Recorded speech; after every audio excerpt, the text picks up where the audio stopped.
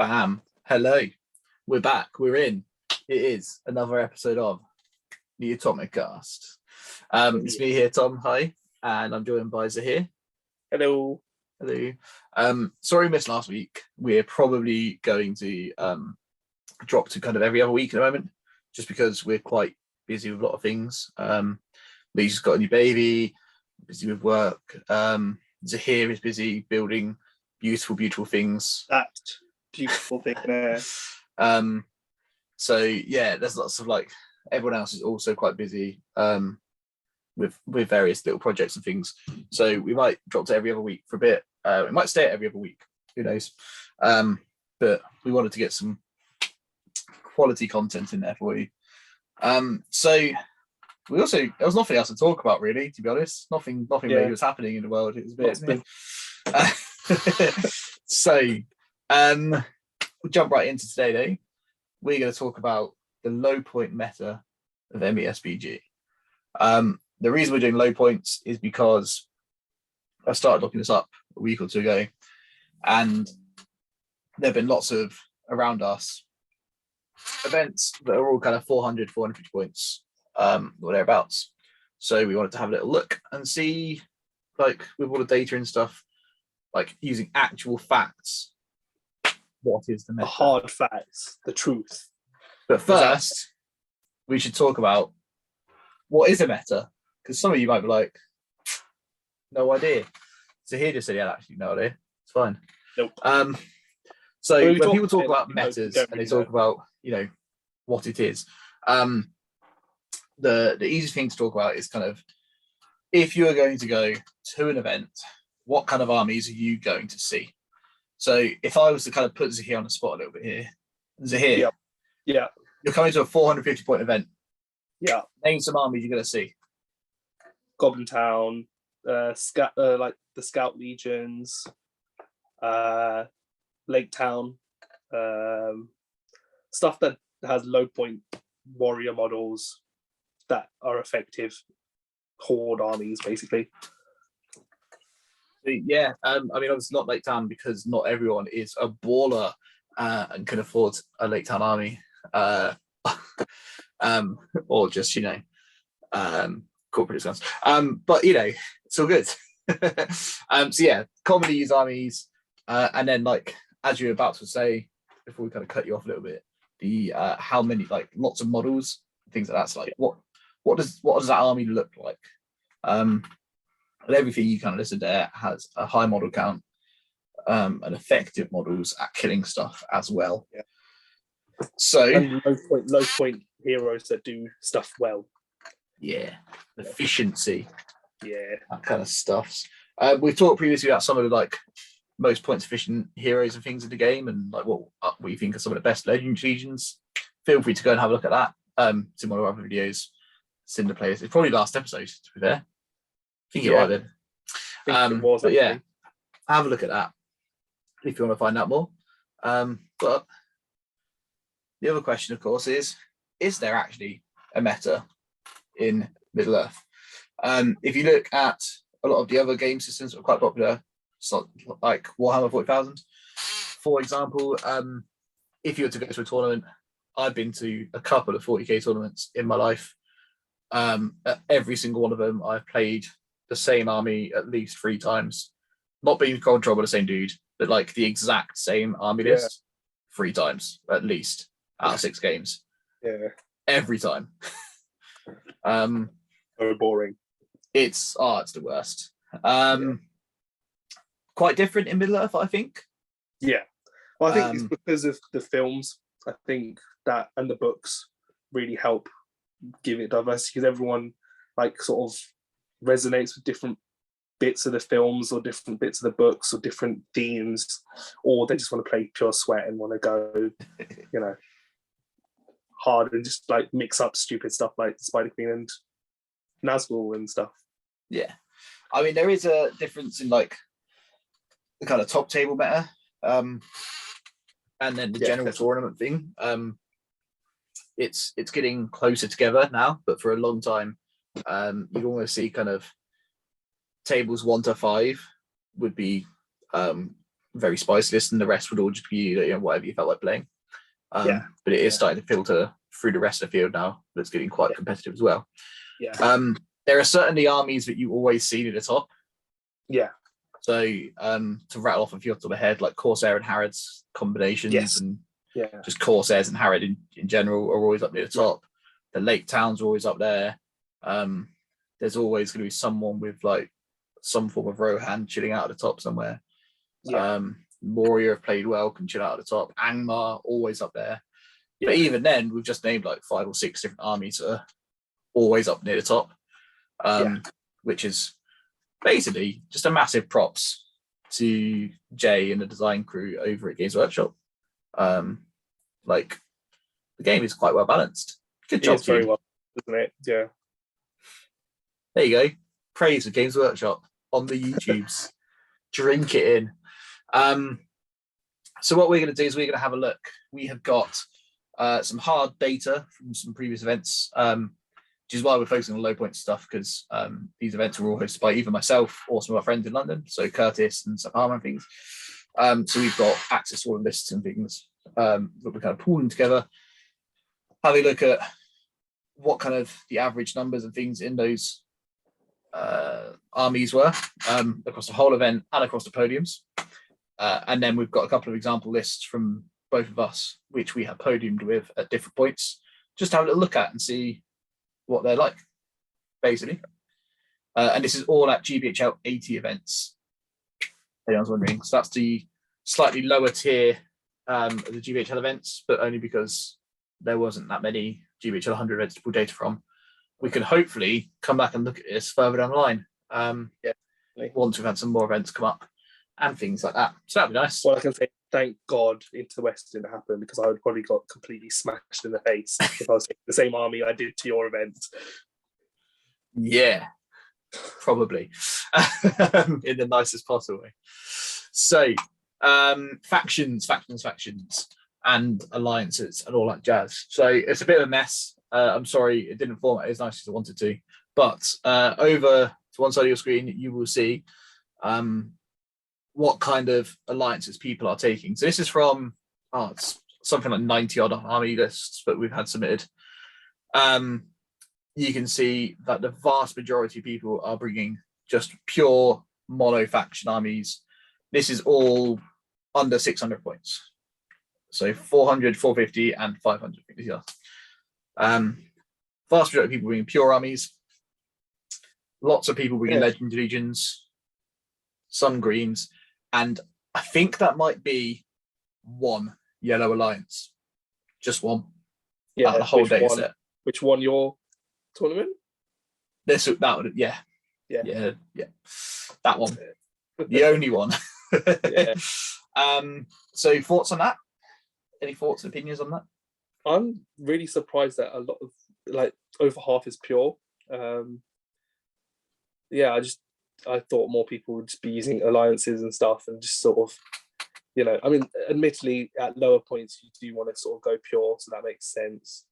Legendary legions are obviously taking a big chunk of that as well, which is quite nice to see, because there are some things that you wouldn't expect to take, like Return of the King or what's called Men of the West. But, you know, they're interesting, and it's nice to see some variety out there as well. Yeah.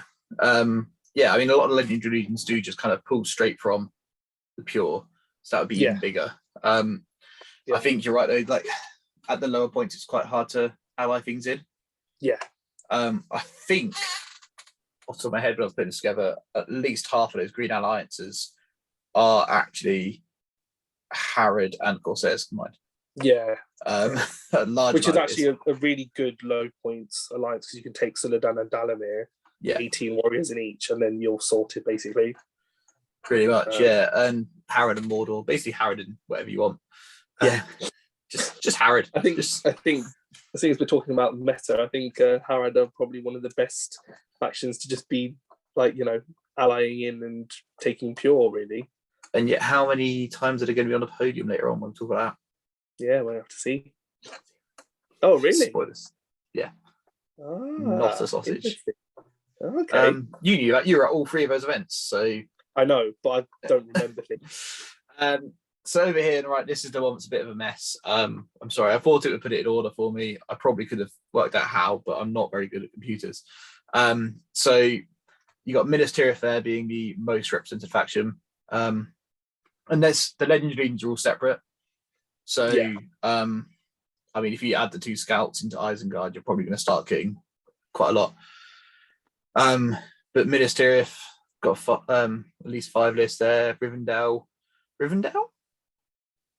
Mordor, Isengard, and Harad. Yeah, if you put Isengard with the 2 scout legions and Assault, which is somewhere, you're starting to look at.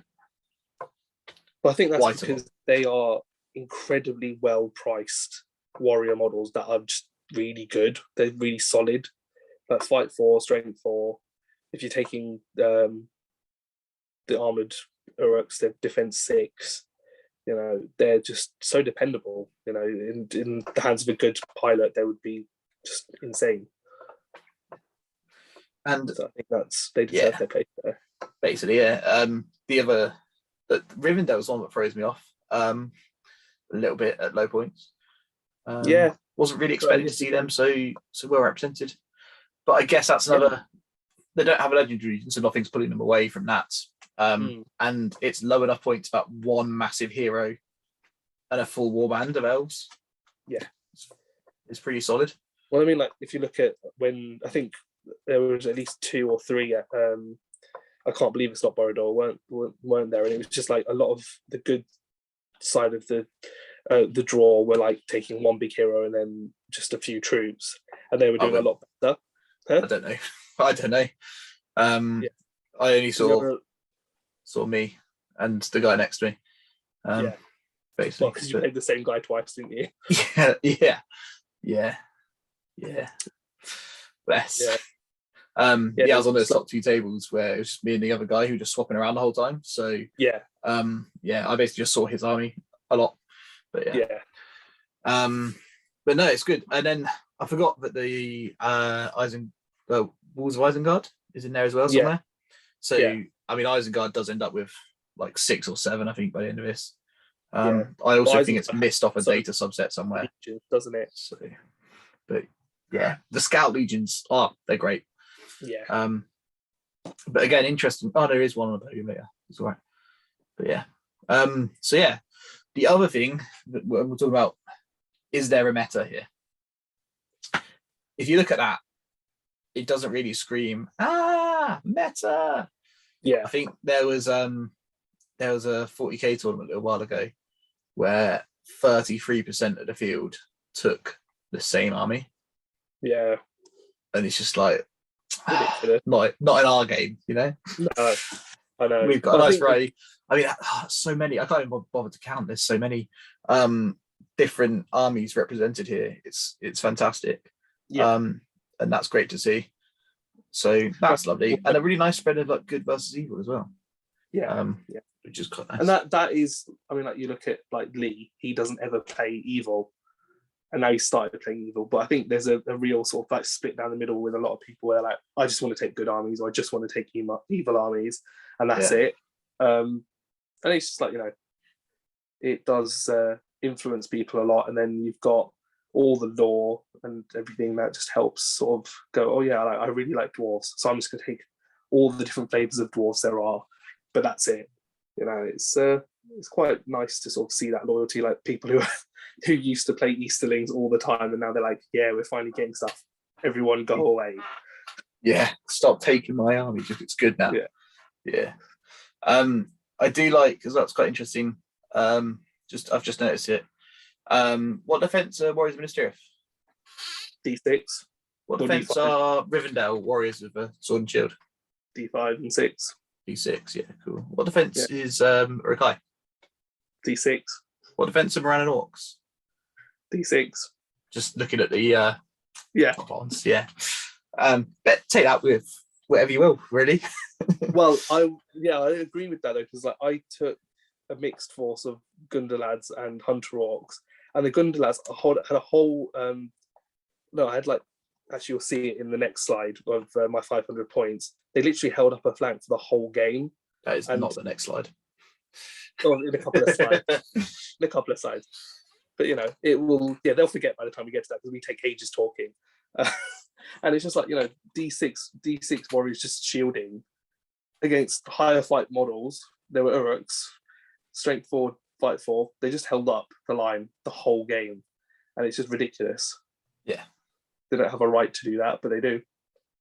I think my overriding thoughts, just while we're here, is that basically, if you can get a good number of fight 4, strength 4, D6 in some combination, at least 2 of those, if not all 3, into your army, you're going to do well. Yep. Cool. What we've then looked at is how much might, how many bows, that kind of thing. So, on one side of your screen here, you'll see the general lists that everyone took, and how many models, how many bows, and how many might were in all the lists on average. Then I've done the podium places, and then the podium places, out of the 9 lists that we're looking at, there were 2 which were super low model count all hero lists. So I took them out and looked at it without them just to see what the rest of the army list looked like. So in general, we're looking at so this is kind of 400, 450, and 500 points we've got here. We've got an average model count of 23. So in general as well, when we talk about things, we often talk about the points limit divided by 20. Yep.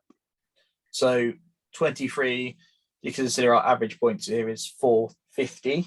23 is literally bang on that, which is mad. I know. I was doing it in my head while you were talking. Yeah, that is bang on, pretty much. I have rounded these because I hated it the other time when we did this. I had like 22.65, 4, 3 to 1, or whatever it was. So 23. But that's crazy. I like when it works out. But the stats speak for themselves, don't they? That's the whole point. Numbers don't lie. No. Points divided by 20. That's your model count. Enjoy it.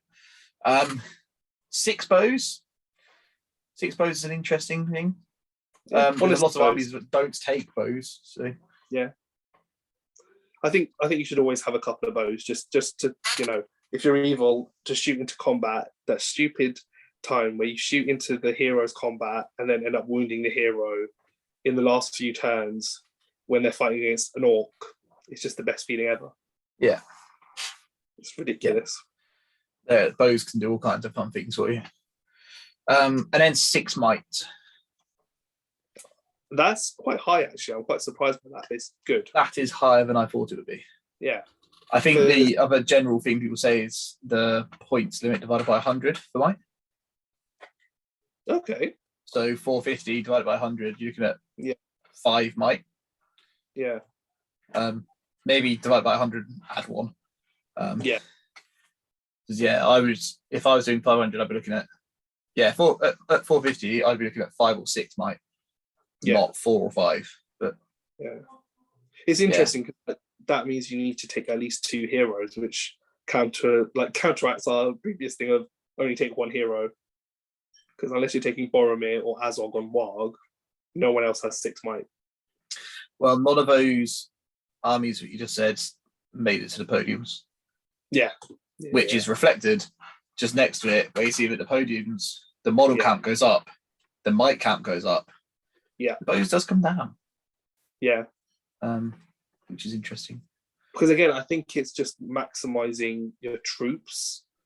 Because like we saw earlier, there was a lot of D6 around. You don't want to really bother shooting that. You want to take a pot shot at like your hero, but that's it. You don't really want to be trying to whittle down D6 troops. You kind of, there's an awful lot of D6 as you get to the top, and the arrows just bounce off, unless you're bringing crossbows and things. Yeah. Which we do see kicking around near the top end quite a lot. Yes. Yeah. And then I took out the all hero list from the podiums just to have a look. Interestingly, I don't think either of those all hero lists had bows, and it hasn't changed the bows count. So maybe I've done that wrong, but you know, it's there. And the might thing, I can believe it didn't change because one of them had no might, right? Because it had what's the dragon got? 3. So one with 3 might and one with a bajillion because it's Black Riders. Yeah. Yeah. I mean that sounds about right. If you were just looking at that in isolation, that sounds about right. Yeah. For the bows, it doesn't feel right. Yeah. For Horde, like I guess the thing is Goblin Town doesn't have any bows, so like True. Horde armies like that, they can't do anything with it. Yeah. I know a couple of the other podium ones didn't have bows either, so it's probably gone from 4.4 to 3.6 or something. Yeah. So yeah, podium places. We kind of very briefly mentioned it. Model counts jumped up a little bit. Yeah. Which I think we both feel model counts very important to this game. Definitely. Yeah.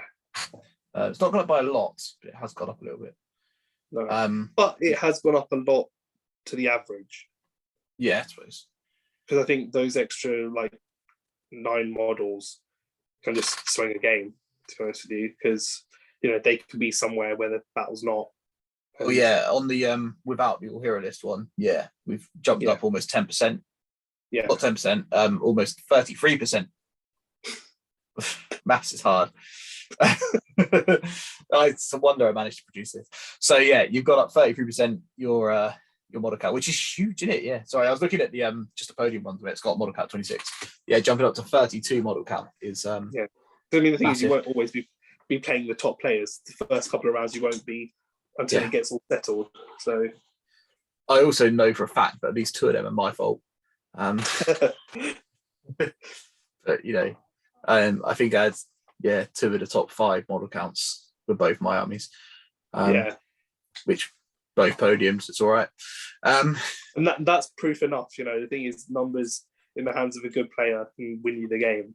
You know, so many of our scenarios now revolve around holding objectives and places, and also these games, they're on a short time limit at these points. I think they're all on an hour and a half, if not less. So being able to put 30 odd models down and plug up places on the board, it's unlikely that your opponent's going to be able to chew through it all out in the time as well. And absolutely. I'm never advocating anyone to deliberately slow down a game, but it takes a lot of time to chew through the models. It's not you slowing down the game. Tempo rather than slow playing. I've had a couple of games where people have been playing really slow. It's so frustrating. But the thing is, slow play versus getting through the combats and there only being 4 turns because there's so many combats is a different thing entirely. So if I'm playing Goblin Town, which I do a lot, and I'm playing on something like a breakthrough, and there is a lovely little choke point we have to get through, I will put 20 goblins in a row in there, and you will just have to chew through. Like, there's not going to be that many combats in the game for you to get through them all. Unlucky, you're not getting through, and things like that. Those we've said. What's that? That's just good play. That's not playing slowly. Thanks. Yeah, no, it's not. It's not slow play. It's slowing down the tempo. Yeah, which are 2 very different things. And that's a whole different conversation. Basically, bows we covered on briefly. It's good to have some bows, but clearly not lots. No, unless you're you. Well, only one of mine had. The other one had no bows. Oh, okay, yeah, you're right. So Goblin Town had no bows, and Lake Town had lots. I think of these podium places, which I'm just going to mention them now, because one's a Mordor Dark Denizens combo. You've got Black Riders. You've got Ugluck Scouts. You've got a dragon and a bat. You've got Goblin Town. You've got Minas Tirith. You've got Assault on Helm's Deep, Lake Town, and Azogs Legion Hunters combination. So that's 9 different armies in the 9 different podium places as well. Yeah, which I like. Great for the game. It means that there is no meta, basically, which is sort of what you're doing. Is you're saying that there's a standard set of things you should do, but it's not specific to an army. Yes. Yeah. You do want to have these things in your army, but you can get them from any different army list.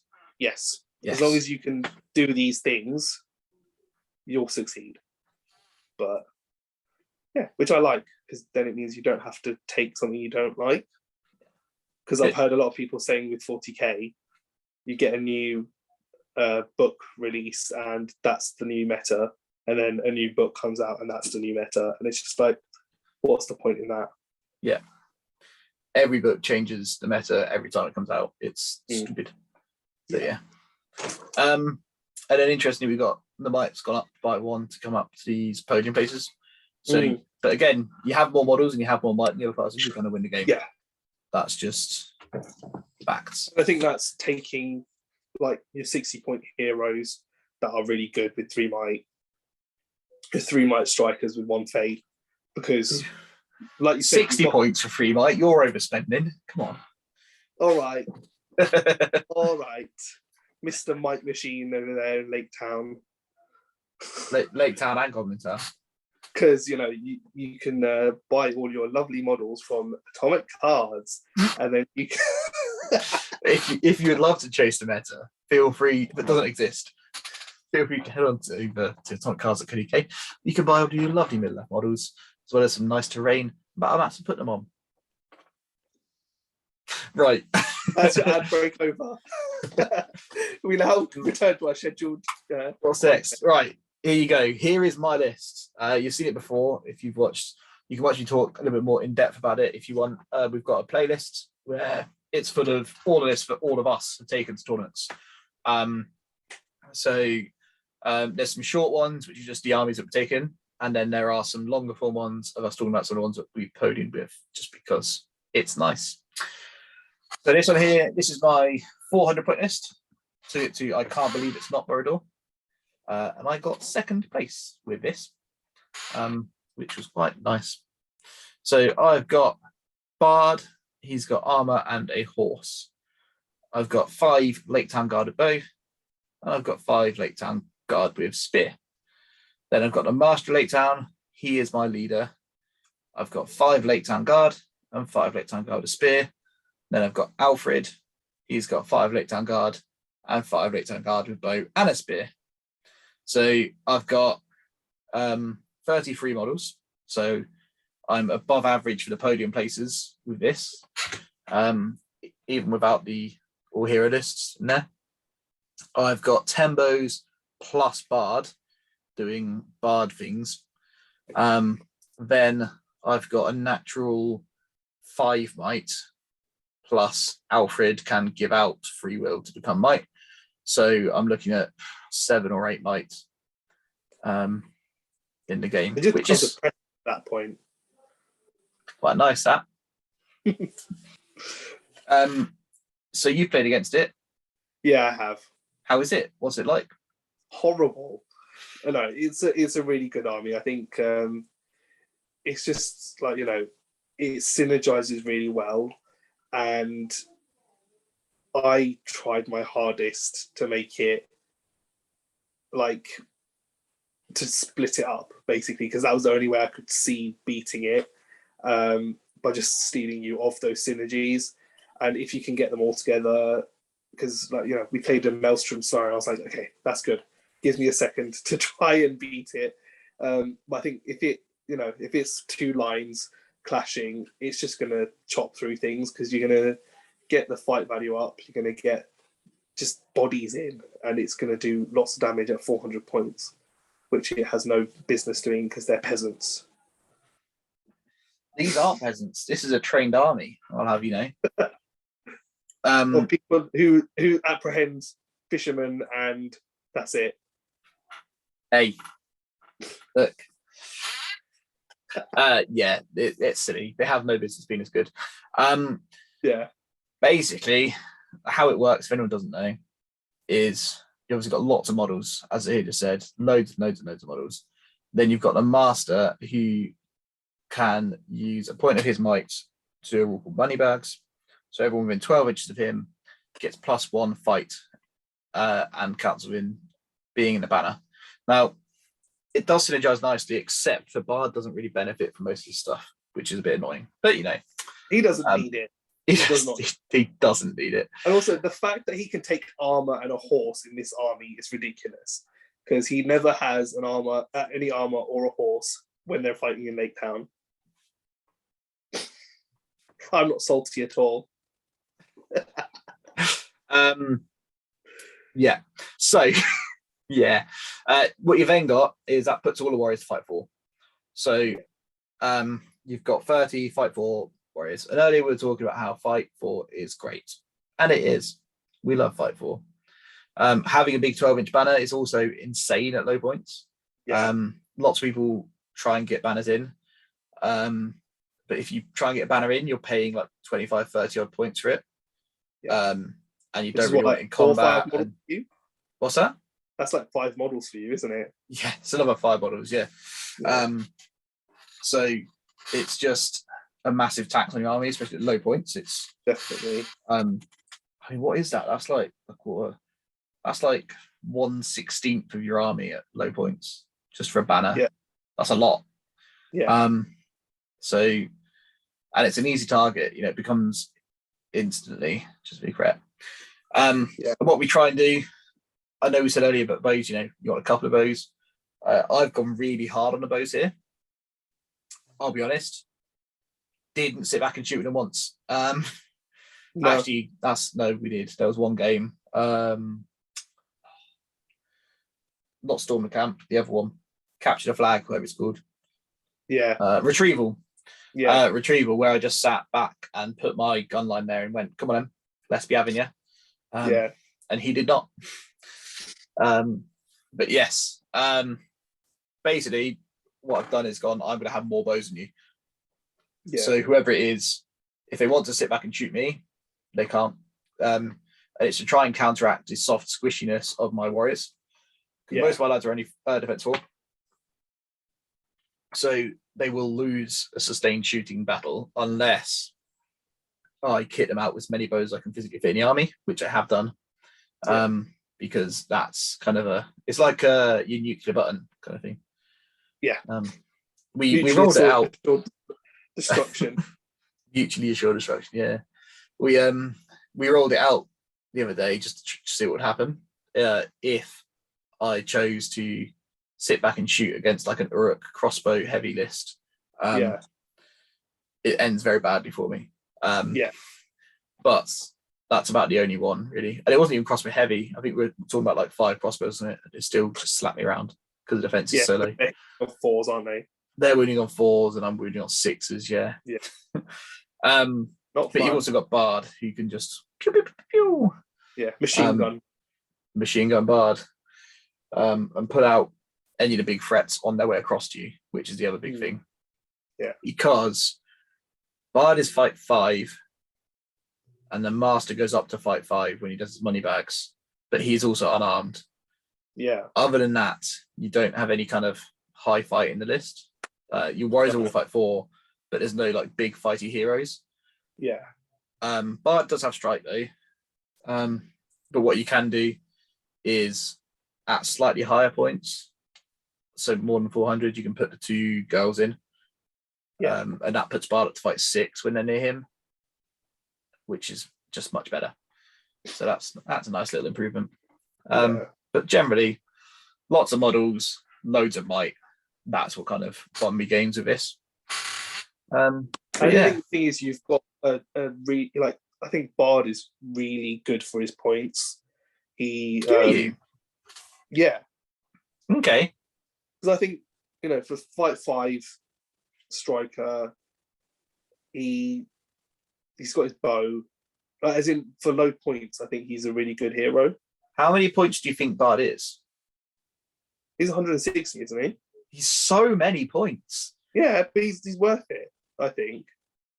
I don't. In this army. In this army, Yeah. If Bard was in any other army, you'd never see on the table.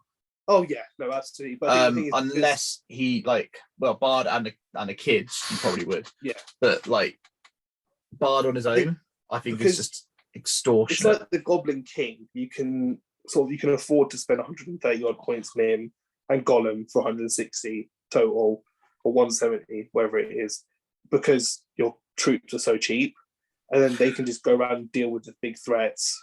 Yeah. Or you can pick up a random model and just hurl it along a line, or you can throw a goblin. The Goblin King's just awesome. I love the Goblin King so much. Yeah, it's just he's another one that's like just brilliantly pointed for what he's doing in the army. It's that's what I think. I don't think Bard is very good compared to other heroes, but in the army, he's perfect. You don't see Bard allied into other lists that often. No. What you do see sometimes is the Lake Town and the Master and Alfred allied into other lists, which is quite fun. Yeah. Well, because you get your cheap models, don't you? Cheap bunch of lads. Shall we look at your list? If we have to. I made it really tiny, so you don't have to. It's fine. Going to talk us through quickly what we've got. So set the scene. So this is for Borodor, which was the day after Tom got his second place, which he still came above me on the second day, which I was so annoyed about. Yeah, but you see how I didn't put that list up? Because I didn't want to rub it in a little bit. You should have done it. It's a good list. It's a very good list. So I've got Bolg on Warg, leading 8 Gundabad orcs with shield and spear. Then I've got a Goblin Merc captain with 12 Goblin Mercs. And then I've got Finnbold with 3 Hunter Orcs on Felwarg with bow and 3 Felwargs. This tournament was a bit different to the other one because it was an escalation. So it was sort of like just planning for the 700 and hoping to, sneak your way through to the top tables with the 2. Is that what you did? Because I did the opposite. You see, my 700 point list I was really happy with. This one I was a bit like I didn't know how well it was gonna do. See, I planned for 500, and I said I'm going to win my 500 point games and be there or thereabouts at the end, and just kind of hope for the best in that final. I did the opposite. I just thought I'm going to rely on my 700 points, and then I'm going to take things out because.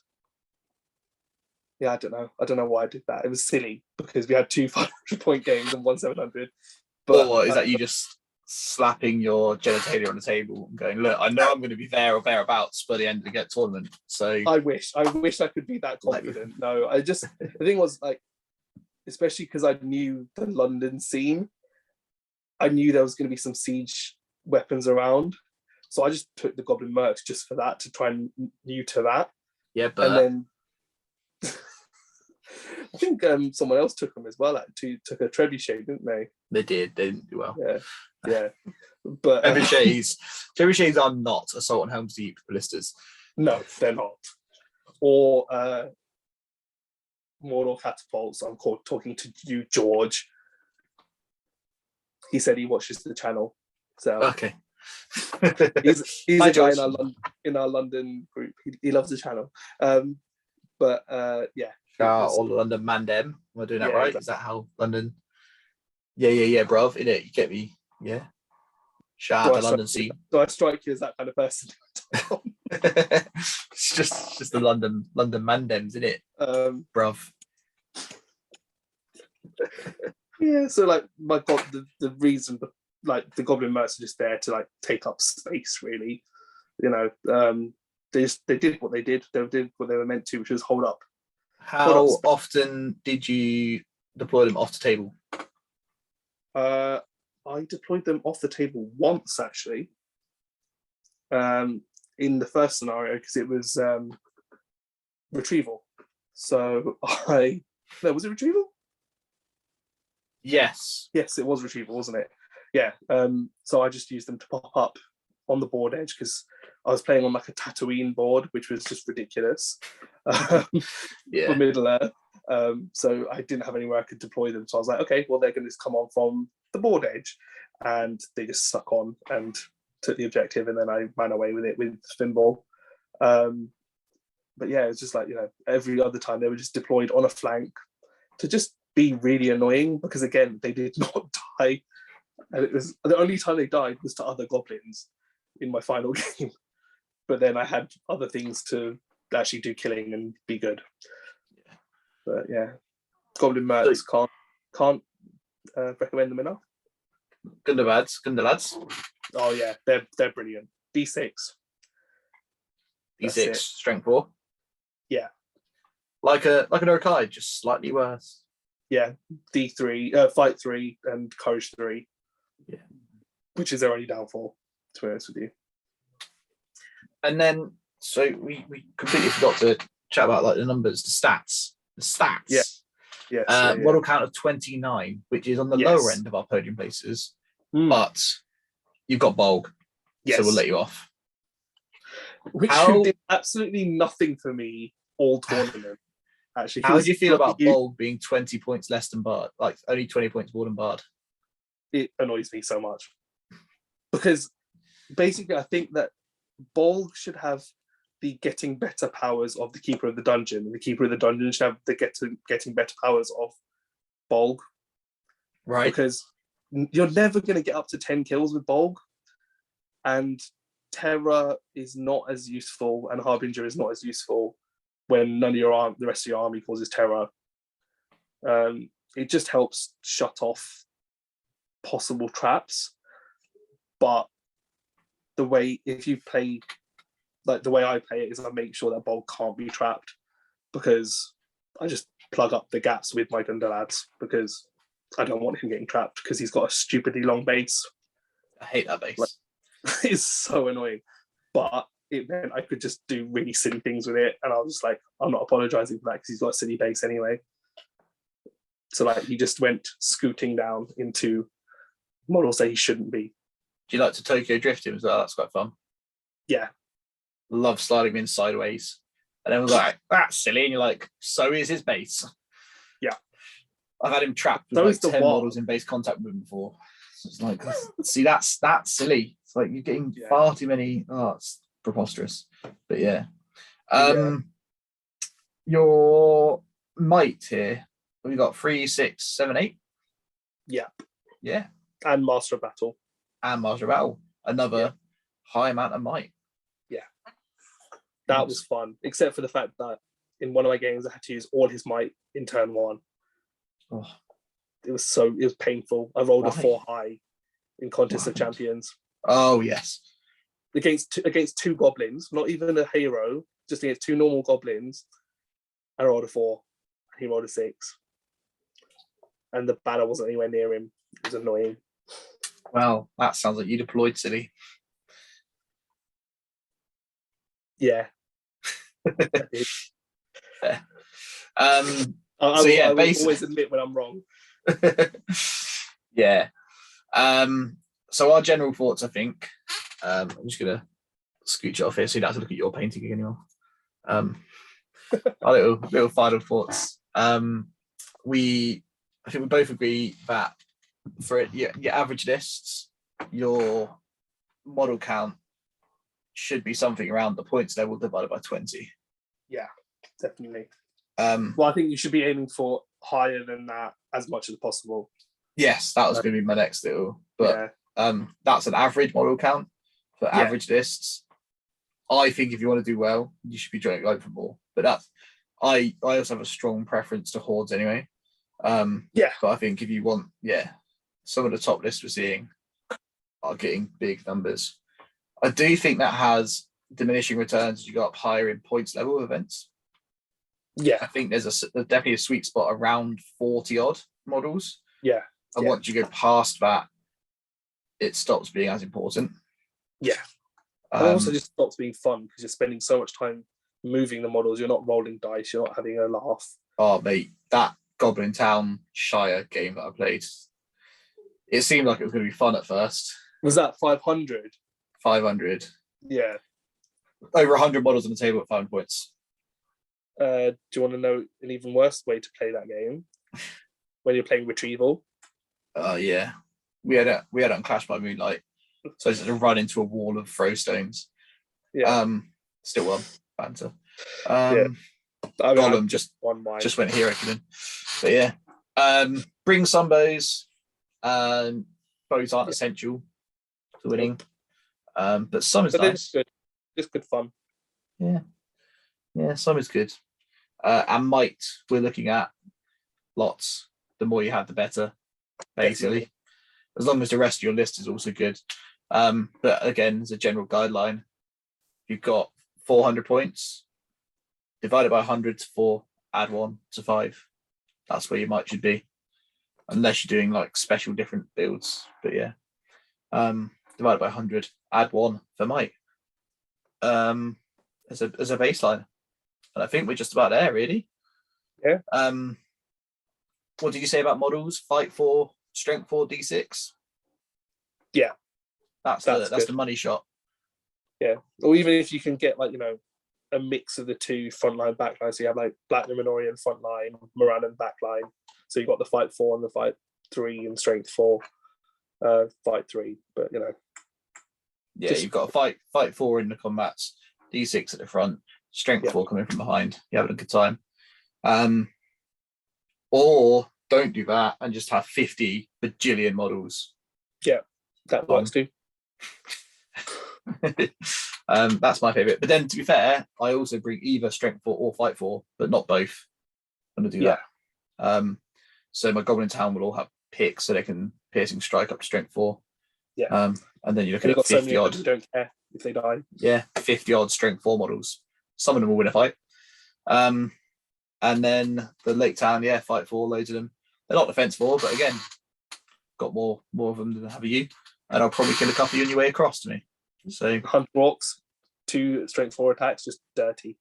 Yeah, and there's so many of them. Yeah. 8 points a model, or 9 if you give them a bow, because you can give them 50% bows. Why wouldn't you? Because it's fun. It's just funny, isn't it? Bants. Yeah. But yeah, brilliant, lovely. Thanks for kicking it with us. Thanks for hanging around. We did put a little poll up that a lot of people voted in about seeing some different games as well. So you might start to see some more different games pop up. We'll still do Middle Earth, obviously. There'll still be plenty of that coming, but should start to see some bolt action and things like that popping up on the channel, mainly because that's what our local kind of crew play as well. So we're just going to film it anyway and put it up because we might as well. Nice. And we did a little poll and people wanted it. Some people wanted to watch some 140k videos. They might happen. They might not. Let's be honest. It's 40k. It's a bit. I have 40k armies here, but it's a bit. It's not as fun as it. I don't know. I've never played it. You know, it's okay. I don't mind it as a casual game. Yeah. But as a competitive game, I'm a bit. It's too ever changing for my liking. Yeah. But it's quite hard because everyone gets really sweaty and competitive with it. But we might bring some fun. We might not. And the other thing people talked about was Marvel Crisis Protocol. Oh, I'm looking forward to that. Which hopefully I'll get up for you as well.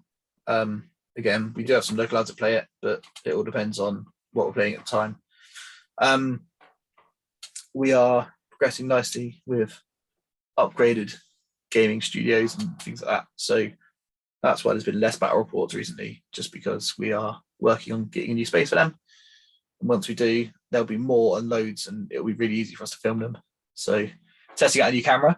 It's good. Awesome. You can see my face in like triple HD, which no one actually wants to see. I was about to say that's like we'd never asked for that. I think you're going to lose some subscribers now.